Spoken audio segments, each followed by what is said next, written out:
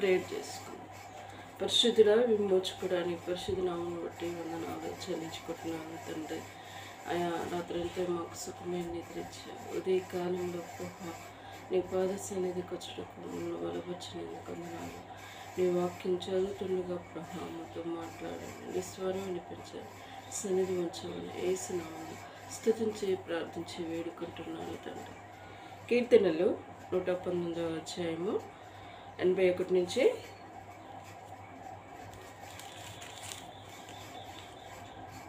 10 వచనాలు మనం చదువుకున్నాం. ఇది చాలా పెద్ద అధ్యాయం కాబట్టి 3 రోజుల టైం పడుతుంది. నిన్న మన ఇలా కూడా 10 వచనాలు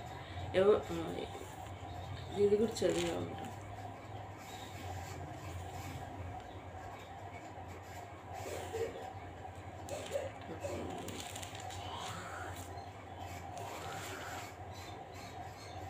ఎనభై ఒకటి.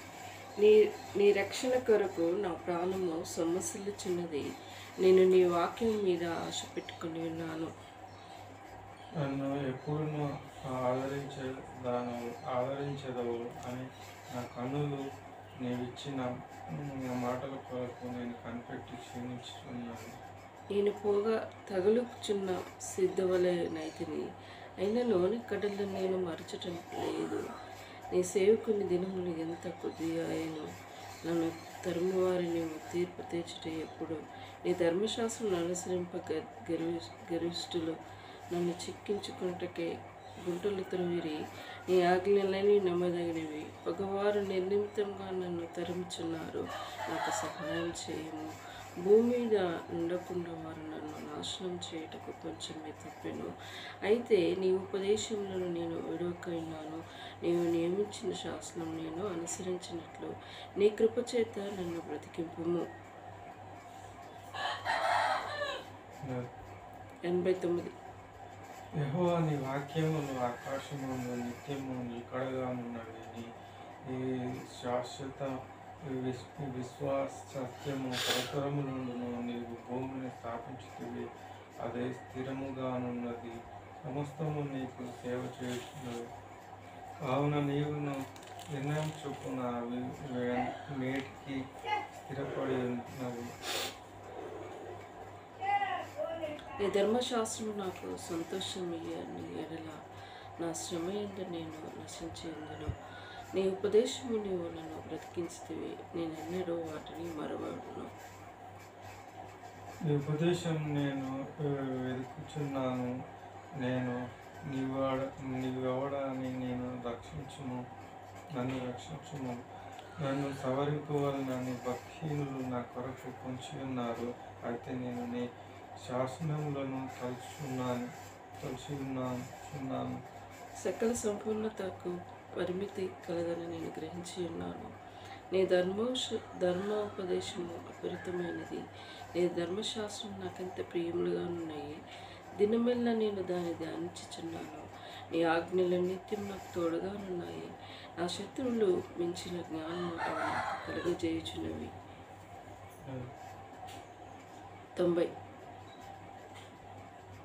99. నీ శాసనములు నేను ధ్యానించుచున్నాను. కావున నా బోధకులందరికంటే నాకు విశిష్ట జ్ఞానము కలదు. ఈ ఉపదేశంను నేను లక్ష్యం చేయుచున్నాను. కావున బుద్ధుల కంటే నాకు విశేషణ జ్ఞానం కలదు. నేను నీ వాక్యములను అనుసరించినట్లు దుష్ట మార్గములన్నింటిలో నుండి నా పాదములను తొలగించుచున్నాను. నీవును నాకు బోధించితివి గనుక నీ న్యాయవిధుల నుండి నేను తొలగి ఉన్నాను. ఈ వాక్యములు నా జీవకు ఎంతో మధురములు. అవి నా నోటికి తేనె కంటే తీపిగా ఉన్నవి. ఈ ఉపదేశము నాకు వివేకంగా కలిగాను. తప్పు మార్గంలో నా అసహ్యమాయను. ఈ వాక్యములు నా పాదములకు దీపంలో, నీ త్రోవలు వెలుగై ఉన్నవి. నీ న్యాయవిధులు నేను అనుసరించినని నీ ప్రమాణం చేసినను నా మాటలు నెరవేరుదను. యెహోవా, నేను మిక్కిలి శ్రమపడుచున్నాను. నీ మాట చొప్పున నన్ను బ్రతికించుము. యెహోవా, నా నోటి స్వేచ్ఛార్పణ అంగీకరించుము. నీ న్యాయ విధులు నాకు బోధించుము. నా ప్రాణము ఎల్లప్పుడూ నా అరచేతిలో ఉన్నది, అయినను నీ ధర్మశాస్త్రం చేత నేను మరువను. 12 వరకు చదువు, 3 వచనం. నన్ను పట్టుకొనుటకై భక్తిహీనులు ఊరియుడిరి, అయినను నీ ఉపదేశం నుండి నేను తొలుగుట లేదు. నీ శాసనాలు నాకు హృదయ స్పందకరములు, అవి నాకు నిత్య శాశ్వతమని భావించుచున్నాను. నీ కట్టడాలు గైకొను నా హృదయం నేను లోపరుచుకున్నాను. అది తుదకు వరకు నిలిచి నిత్య నిర్ణయం. దేవుడు మరి దావీదు మహారాజు చేసిన తన జీవితంలో మరి చేసిన మరి క్రియలు మరి వాక్యంలో స్పష్టంగా రాయబడుతూ వస్తూ ఉన్నది. మరి దేవుని కృప మనకు నిత్యము మనకు తోడై ఉండాలి. 88లో నీవు నియమించిన శాసనంలో నేను అనుసరించినట్లు నీ కృప చేత నన్ను బ్రతికించము. ఆయన కృప చేత ఈ లోకంలో బ్రతుకుతుంటూ వస్తున్నాను. నిజమే, కృప లేనిది మనం క్షణం కూడా బ్రతకలేము. కృప అంటే అది కనికరం కలిగిన మనసు, జాలి మనసు, అందుకే అంటారు గ్రేస్ మార్క్స్. అంటే ఎగ్జామ్స్ రాసినప్పుడు పేపర్లు తిన్నప్పుడు ఒక్క మార్క్తోనే పాస్ అవుతారు. సో వాళ్ళు ఏం చేస్తారు, 34 మార్క్, నేను చదువుకున్నప్పుడు 35కి పాస్ అన్నట్టు.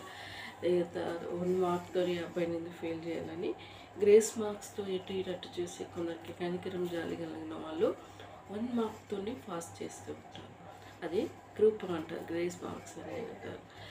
మరి అంతేకాదు, దేవుడు మన ఈ లోకంలో జీవిస్తున్నాం కాబట్టి కృప లేనిదే మనం ఈ లోకంలో బ్రతకట్లేము. అంతేకాదు, మరి నీ ఉపదేశములను నేను వెతుకుచున్నాను, నేను నీ వాడనై నన్ను రక్షింపము. మరి దావీదు మహారాజు తన జీవితంలో మరి దేవుని కాడ చెప్పుకుంటూ వస్తున్నాడు, అయ్యా మరి నీ ఉపదేశం నేను అనుసరిస్తున్నాను, నన్ను రక్షించుము నా బాధల్లో అని తనను దేవుని మరి అడిగి ఉంటున్నాడు. మరి అంతేకాదు, దేవుని మాటలు అంత చక్కగా మరి తెలియబరిచి ఉంటుంది. 105 6వ వచనంలో చూస్తే, నీ వాక్యము నా పాదములకు దీపము, నా త్రోవలకు వెలుగై ఉన్నది. నీ న్యాయ విధులు నేను అనుసరించేదను, నేను ప్రమాణం చేసినట్టు నా మాటలు నెరవేర్చును. మరి ఈ లోకంలో మనం జీవిస్తున్నాం కాబట్టి ఆయన వాక్యము మనకు పాదములు. నీ వాక్యము నా పాదములకు దీపము, నా త్రోవలకు వెలుగై ఉన్నది. మన జీవితంలో కూడా ఆయన వాక్యము దీపములుగాను వెలుగుగాను ఉంటుంది. ఏదైనా తప్పుదారిలో వెళ్ళినప్పుడు ఆ వాక్యం గుర్తు చేస్తాడు దేవుడు, బిడ్డ ఇలాంటి చేయకూడదు. ఆ వాక్యం గుర్తుకొచ్చినప్పుడు మనం చేయకుండా ఉండాలి. వాక్యానుసారంగా జీవించకుండా, ఇష్టానుసారంగా జీవించకుండా ఉంటే శత్రు సాతాను మరి ఏ ప్రమాదంలో నెట్టుతుందో అది ఎవరికి తెలుసు. అందుకోసమే విశ్వాసే, దేవుని ఎరిగిన విశ్వాసే ప్రార్థన చేస్తాడు, బైబిల్ చదువుకుంటాడు, దేవుని క్రమంలో ఆయన మందిరానికి వెళ్ళి దేవుని ఘనపరుస్తాడు. మరి ఎక్కడ ఆయన సాక్షిగా జీవిస్తూ ఉంటాడు. మరి విశ్వాసకున్న లక్షణాలు మనం కూడా అలా జీవిస్తేనే అది మేలై ఉంటుంది. కానీ మరి మన ఇష్టమే మనకు అది ఉంటూ ఉంటే అది ఎప్పుడు ఫలించలేము. నీ వాక్యము నా పాదములకు దీపము, నాకు త్రోవులకు వెలుగై ఉన్నది. మనకు ఈ వాక్యము మనకు దీపములుగా ఉంటుంది. త్రోవులకు మనం నడిచే దారిలో మనం ఏదైనా పని చేసేటప్పుడు, ఏ కార్యక్రమం స్టార్ట్ చేసినప్పుడు ఆ వాక్యము గుర్తుకొస్తూ ఉంటుంది. అందుకోసమే మన త్రోవులకు వెలుగై అని చెప్పబడుతూ ఉంటుంది. సపోజ్ దైవజనులు ప్రార్థన చేయడానికి వచ్చినప్పుడు, మన బండి కోసం ప్రార్థన చేయడానికి వచ్చినప్పుడు, ఇది బైబిల్కి ఏదైనా వాహనం తీసుకున్నప్పుడు వాక్యం ఏమి ఉంటుంది, కీర్తనలో ఉన్నది 100 మరి నీ రాకపోకలైంది నేను తోడుగా ఉన్నది అని వాక్యం ఉన్నది. అంతేకాదు, ఏదైనా వస్తువు తీసుకున్నప్పుడు దేవునికి కృతజ్ఞతాస్తుతులు చెల్లించి అది పవిత్రపరిచి ప్రార్థన చేసి దానిని ప్రారంభించాలని దేవుని వాక్యంలో సెలవిచ్చింది. అంకుల్ చెప్పిన రీతిగా నాన్న మరి ఎప్పుడో తీసుకున్నా, ఎప్పుడో దసరా హాలిడేస్ సందర్భంగా ఆ మూమెంట్లో తీసుకున్నాం. సో 1 మంత్ దాకా ఇంట్లోనే పెట్టాడు, ప్రార్థన చేయకుండా వాడుకోవడము మనకు మంచి పద్ధతి కాదు.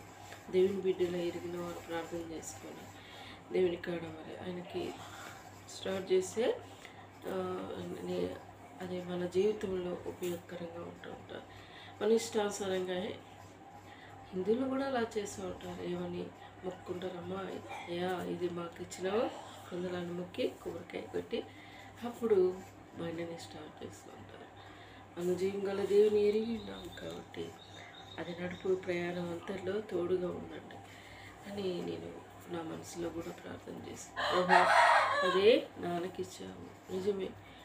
పాత బండి కొనక ముందుగా కొత్త బండి తీసుకోవాలనుకున్నాను, కానీ అది ధైర్యం చేయలేకపోయాను ప్రభావం. మరి ఇప్పుడు ఆయనకు అది ఇవ్వాలని నీ ఉద్దేశమైనది కాబట్టి ఇచ్చావు. దేవునికి వందనాలు చెల్లించి దేవుణ్ణి స్తుతించే బతులమై ఉన్నాం. మన జీవితంలో మనం ఏమనుకుంటాం, మన పరిమాణంతోనే మనం ఆలోచిస్తూ ఉంటాం, కానీ దేవుని తలంపులో ఆయన వేరు. ఫస్ట్ మన ప్రిఫరెన్స్కే ఇచ్చి మనం ముందుకెళ్తూ ఉంటాం, కానీ దేవుని ఉద్దేశాలు, మన ఉద్దేశాలు గొప్పగా ఉంటాయి. నీ చిత్తమే మా ఇల్లు జరిగించండి ప్రభా, మా సొంత తలంపు ఆలోచనలు తీసివేయమని ఆయన సన్నిధానంలో మనము ఒప్పుకోవాలి. అప్పుడే ఆయన కార్యాలు మనం చూడగలం. దేవుడు ఈ మాటలు దీవించి ఆశ్రయించినగాక. ప్రార్థించుకుని పరిశుద్ధుడా, విమోచకుడానికి పరిశుద్ధమైన నామాన్ని బట్టి వందనాలు ప్రభా. గత 2 దినాలు వాతావరణం చూసిన కారణాన్ని బట్టి ప్రభా ఎంతో వర్షాలు మరి వచ్చాయి ప్రభా. ఆకాశ వైఖరిని గుర్తెరిగిన దేవుడు ప్రభా. వాతావరణం నెమ్మదిపరిచిన కొందనాలు, నష్టపోయిన ప్రజలు, పంట నష్టం, ఎన్నో విధాల ప్రజలు నష్టపోయారు ప్రభా. ప్రభుత్వం వారు స్పందించి వారికి నష్టాన్ని చెల్లించే మనసు ఇచ్చే కృపను దయచేయాలి ప్రభా. దయగలైన మమ్మలపై జాలి కరుణ చూపించినందుకు వందనాలు. మేము కూడా వరి కోయలేదు ప్రభా, ఆ విషయంలో సహాయపడండి. కోసిన వారి పంట కొందరికి నష్టం జరుగుతుంది. దయగలనైనా ఏదైనా పాలించాలని ప్రార్థిస్తున్నాను. ఇంతవరకు చూపిన ప్రేమను పెట్టి స్తుతిస్తున్నాను. దయగలనైనా ఈరోజు కోసం సిద్ధపరిచినందుకు స్తుతిస్తున్నాను. మమ్మల్ని, మా కుటుంబాన్ని నీ కృపగల హస్తంలో కప్పచెప్తున్నాను ప్రభా. ఈరోజు పనుల్లోనూ చదువుల్లోనూ మా భవిష్యత్తు ప్రణాళిక నీ చిత్తమే మా ఇల్లు జరిగించమని ప్రార్థిస్తున్నాను. అయినా తమని అప్లికేషన్ ఫామ్ ఫిల్అప్ చేయాలి, ఆ విషయంలో సహాయపడండి ప్రభా. ఎలాంటి ఆటంకం ఉండకుండా అప్లికేషన్ ఫామ్ ఫిల్అప్ అవుటకు నీ కృప దయచేయండి దేవా. అదే కాదు ప్రభా, దానికి కావాల్సిన నేను ఏర్పాటు చేయటకు సహాయపడండి. దగ్గరనైనా ఈరోజు నిశ్చితమైతే నల్లగొండకి వెళ్ళాలి, విషయంలో సహాయపడండి ప్రభా. మరి బ్యాంక్ కాడికి వెళ్ళి విషయం తెలుసుకోవాలి, ఆ విషయంలో సహాయపడండి ప్రభా. నాయన మరి ఇంకా నా దేవా, మరి తను దూర ప్రాంతంలో ఉంటుండగా క్షేమంగా ఉంచండి ప్రభా. క్రిస్మస్కైనా జనవరి 1 తను ఇండియాకి వచ్చేటకు దేవా, మరి మేమిచ్చే ప్రేమ ఆధిక్యత వారు స్వీకరించటకు చక్కటి మనసును అనుగ్రహించమని ప్రార్థిస్తున్నాను. తనకిచ్చిన బేబీని దీవించండి ప్రభా. నేను తనతో పరిచయంతో దేవా, మరి మీరు అది నీ సంకల్పంలో, నీ ఉద్దేశంలో జతపడే ఉద్దేశం ఏంటి ప్రభా.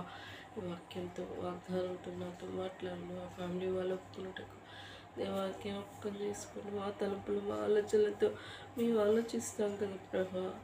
నీ తలంపులు అయితే మమ్మల్ని ధైర్యపరిచి ముందుకు నడిపించమని ప్రార్థిస్తున్నాను ప్రభా. పంపించిన ప్యాకేజ్ ఇంకా 20,000 పే చేసి ప్రభా, సమకూర్చండి, సహాయపడండి. తన ప్రేమతో పంపించిన గిఫ్ట్స్ తీసుకునేటకు సహాయపడండి ప్రభా. ఎలాంటి ఎక్కడ నష్టం జరుగుతుందా కంగారు పడకుండా నన్ను నీ చిత్తానుసారంగా మేము పొందుటకు కృప దయచేయమని ప్రార్థిస్తూ మందిరానికి మిగతా వాక్యాలు రాపియాలి, ఆ విషయంలో సహాయపడండి ప్రభా. సహజ ఆరోగ్యం కోసం ప్రార్థిస్తున్నాను తండ్రి. మీ బిడ్డకి హాస్పిటల్ చూపించుకోవాలనుకుంటుంది ప్రభా. తన జీవితంలో ఎందుకు అనారోగ్య పరిస్థితి అనుమతింపబడుతుందో యేసయ్యా ఒక్కసారి దర్శించండి దేవా. బిడ్డ సేవ సమర్పించుకుంది ప్రభా, కానీ ఆరోగ్యం మంచిగా పరిపూర్ణం అయినప్పుడే నేను వెళ్తానని తనని ఇక్కడ వరం చేస్తుంది ప్రభా. ఆరోగ్యం పరిపూర్ణం చేసే దేవుడు ప్రభా. బిడ్డకి నేను సెట్ చేయలేను కదా ప్రభా. నేను తన మనసును మార్చలేను కదా ప్రభా. బిడ్డను తన మనసును, తన ఆలోచనలు, తన పులను ఎరిగిన దేవుడు బిడ్డ మనసును మార్చండి దేవా. మంచి ఆరోగ్యం పరిపూర్ణం చేయండి ప్రభా. నీ సేవ చేసే కుమార్తెగా దీవించండి ప్రభా. తనకున్న సమస్యలు, కుటుంబ సమస్యలు, మొదటిగా తను ప్రథమ ఫలముగా బిడ్డ ఉన్నది కాబట్టి పెద్దటి కుమార్తె మ్యారేజ్ అయినాక ఇతను చేసిన బిడ్డల చెల్లెల విషయంలో బిడ్డకు మేలు చేసుకుంటూ వచ్చినందుకు కొందనాలు. ఇంకా వరకు నా అప్పులన్నీ నీ వైవశంలో తీర్చమని కోరుకుంటున్నాను. వారిని నీ చల్లని చూపుది దక్షిణాస్తం తోడుగా ఉండమని ప్రార్థిస్తున్నాను. నా ఫ్యామిలీని కూడా జ్ఞాపకం చేసుకోండి ప్రభా. డే అక్కరలు తీర్చండి. క్రిస్మస్ సెలబ్రేషన్గా ఇంట్లో స్థుతి కలిగి ఉండటకు క్రిస్మస్ ఆనందం మా కుటుంబంలో నింపండి ప్రభా. ఇంటి పెయింట్కి వేపియాలి, అక్కరలు తీర్చండి ప్రభా. అయా మందిరానికి మిగతా వాక్యాల రాప్యాల విషయంలో సహాయపడండి ప్రభా. అయా మీ వైవర్షంలో మాకు అందరికీ బట్టలు సమృద్ధిని దయచేయండి. అయా మిగతా మాకు కావాల్సిన మహిమాశంలో తీర్చండి ప్రభా. అన్ని విషయాలని దయగల చేతికి చెప్తున్నాను ప్రభా. పండుగ క్రైస్తవులం కాదు కానీ క్రీస్తు జన్మించిన కుటుంబంగా మమ్మల్ని సిద్ధపరచండి. చెంచల కుటుంబాన్ని రక్షించండి ప్రభా. పిల్లల కృపలో బతుకొచ్చుకోండి. పెద్ద చెల్లె విషయంలో వారి అక్కరలు మహిమశంలో తీర్చండి. కాపుదల భద్రతతో ఉంచండి. గవర్నమెంట్ జాబ్ కోసం బిడ్డకి సహాయపడండి. అయా వారికి ఇట్లా అక్కరలన్నీ వర్షంలో తీర్చమని ప్రార్థిస్తూ ఇంతవరకు చూపిన ప్రేమ కనికరాన్ని బట్టి స్థితిస్తూ నా పట్ల చూపిన ప్రేమను బట్టి స్థితిస్తూ అయా దేగులైనా నేను ఎక్కువ ఆర్థిస్తూ ఆరాధించుకుంటూ అయా ఇంతవరకు చూపిన దయా ప్రేమ కనికరాన్ని బట్టి వందనాలు చెల్లించుకుంటూ ఇచ్చిన సమయాన్ని బట్టి స్థితిస్తున్నాను తగ్గించుకుంటూ నీ నామం హెచ్చించుకుంటూ యేసు దివ్యమైన నామంలో అతి వినయంగా స్థుతించి ప్రార్థించి వేడుకుంటున్నాను తండ్రి. యేసు రక్తం వేయించే సెల్వ రక్తం వేయించే యేసు సంపూర్ణ విజయం కలుగునుగాక. అపవాది క్రియలు అనంతం నాశనం అగునుగాక.